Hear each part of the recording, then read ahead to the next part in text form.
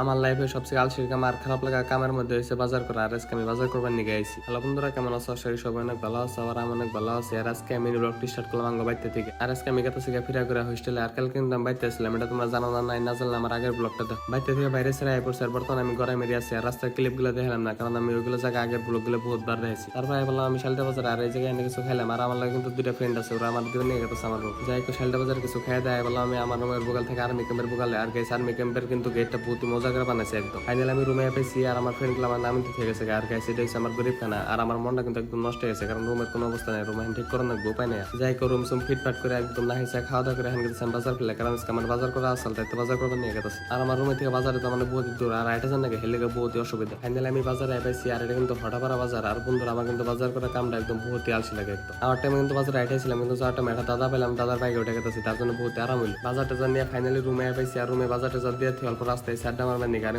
আন্দার হয়ে গেছে। তো বন্ধুরা আজকে আমি ব্লগটা এটুকু সালা সবাই ব্লগটা ভালো লাগছে, ভালো লাগে থাকে আনলিশ কমেন্টে জানাই আর ফলো করাটা ভুলো না। ধন্যবাদ।